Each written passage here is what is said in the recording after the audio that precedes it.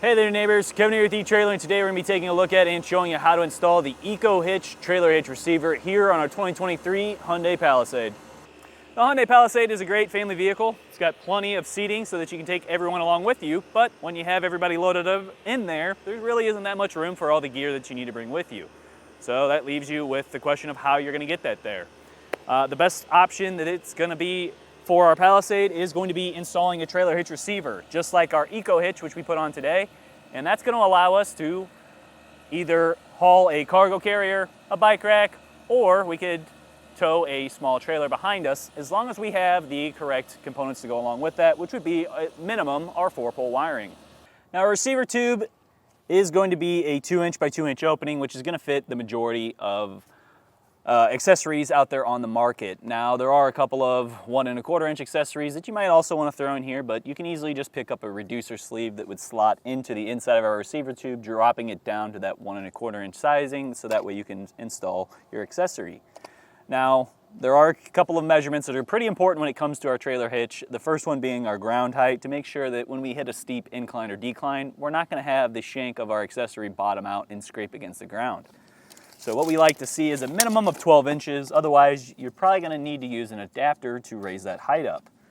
So right now I'm getting roughly 12 3/4 inches. So we know we're not going to need an adapter here. We're going to be good to just slot that right in and not have to worry about it scraping the ground.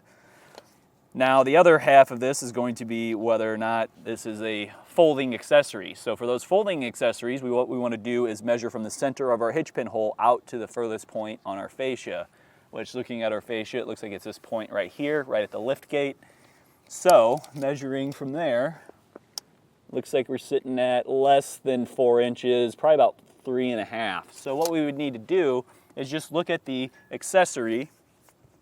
We would go from the center of our hitch pin hole out to the closest part of that accessory when it is folded up into the folded position.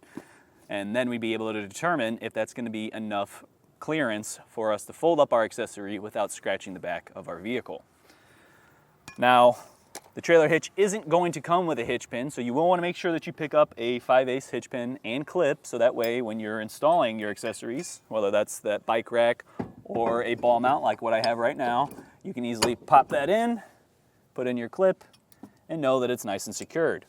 Now, I typically like to recommend getting a locking hitch pin, so that way no one can ever come by and just take off with your accessory that you spent all your hard-earned money on. So I would definitely look into that. Now, the accessories might have a different fit when it comes to the specific pin. So a lot of bike racks will typically come with their own specialized hitch pin, so you may need to take that into account too. And depending on that accessory, also find that locking version of it, so that way no one takes off with it.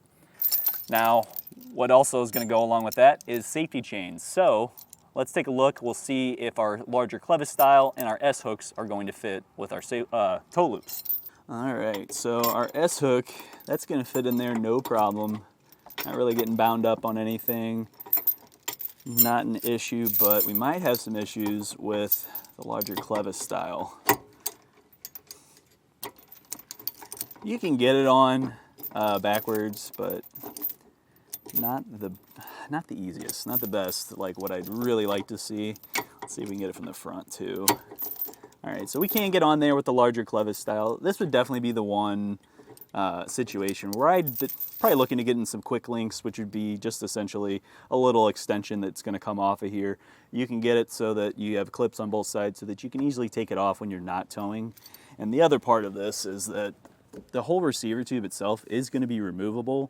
Now, I wouldn't really recommend doing that too often because you have to take the bolt out and then torque it every single time. But if you're that person where you're not towing too often, I would probably pull that out just to keep it nice and clean, prevent anything from kicking up from the road and accidentally denting or scratching it up, especially if it's in the winter and you got a lot of salt all over the road. You don't want to have that sit there and corrode up your trailer hitch.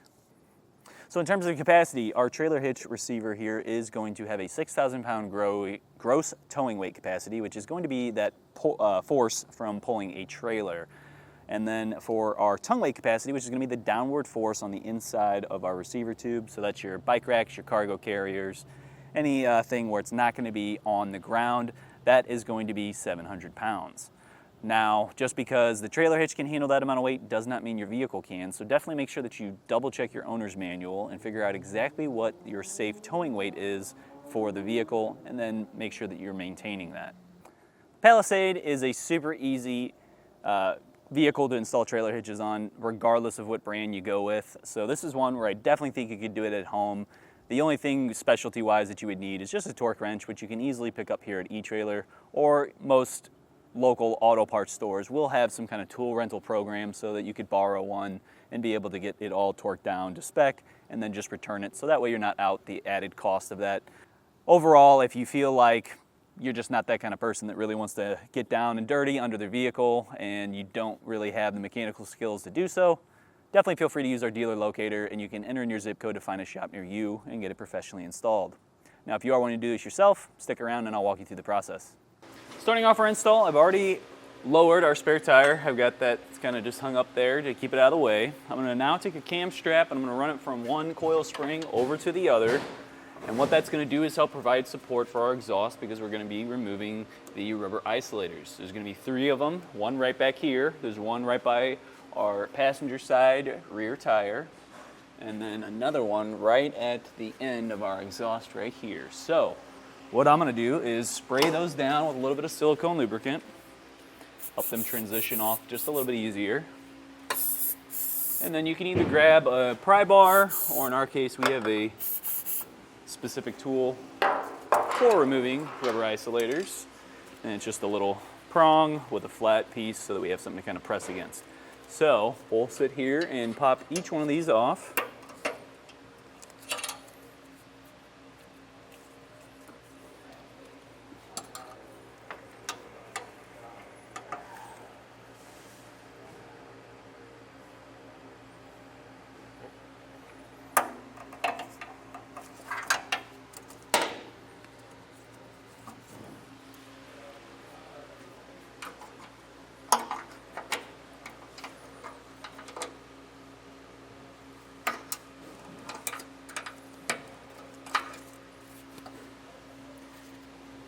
And then our exhaust is going to rest on our cam strap.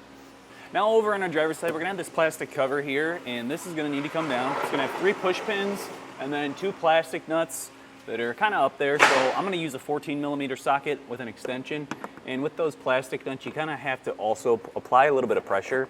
So I would honestly start by pulling out these 3 push pins first, so that way you don't have it potentially pop back up into place once you already have it out. And then kind of just pry on it a little bit, not like a ton of pressure or anything, just enough to keep it nice and firm. As you twist that down, it should start working its way off.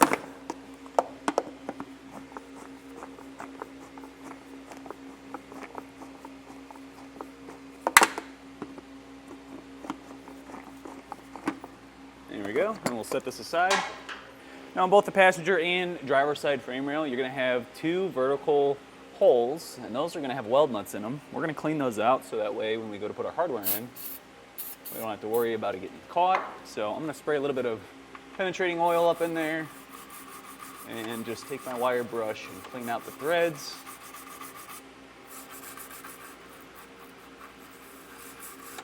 I'll do this on both sides. Now we're going to take our 4 1/2-inch hex bolts, and we're going to throw on one of the flat washers. Once we get this through, we'll have another flat washer and then our nut, but we want to get this up into place first. So these are going to be the ones that are going horizontal through our frame rail, and you'll have 2 per side.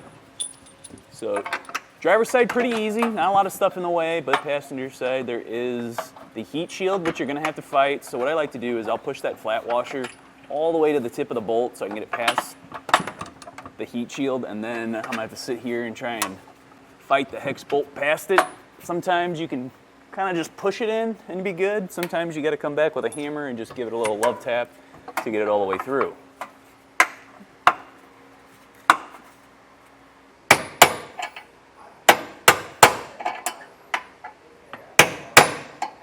All right, so like I said, we're gonna be throwing on that flat washer. I did forget to say that we would also have a split lock washer. We'll throw that on and then our nut, and we can then snug it down, but we're gonna wait on that because I might need to kind of shift the hitch around because we do still have those 2 vertical bolts on each side. All right, now for our M10 bolts, we're gonna be throwing on a split lock washer as well as a flat washer. We can then start getting those threaded into our weld nuts. This is gonna be on both the passenger and driver side. And then we can take a 17mm socket and snug these down.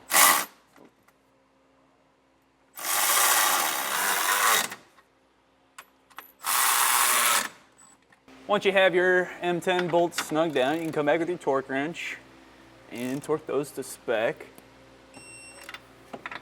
And then we'll switch back over to our horizontal bolts, and those are going to require either a 19mm or a 3/4 inch socket and wrench. So we can swap right on over. Put our torque wrench with our socket on the nut side and our wrench over on the bolt head side. Oop, need to change my torque spec.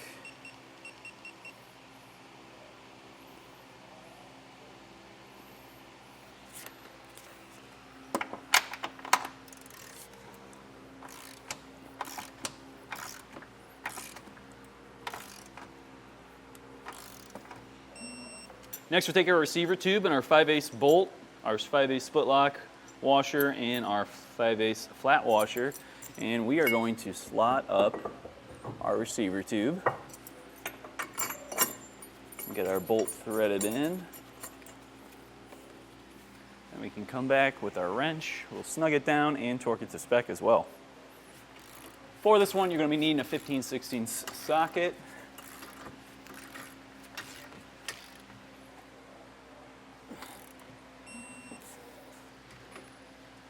And with our receiver tube in place, all we have left to do is then reinstall the rubber isolators for our exhaust so that way it's nice and properly supported. Remove our cam strap, reinstall our plastic trim piece that's going to cover up this factory wiring here, and then all we have left is to just put our spare tire back in place and we're all good to go. That's going to do it for our look at and installation of the EcoHitch Trailer Hitch Receiver here on our 2023 Hyundai Palisade. My name's Kevin. If you still have some questions about what's going to be the right trailer hitch receiver for your Hyundai Palisade, please feel free to reach out to us via our Ask the Experts link, a comment on this video, or a phone call to our customer service department, and we'd be happy to help you out on your journey.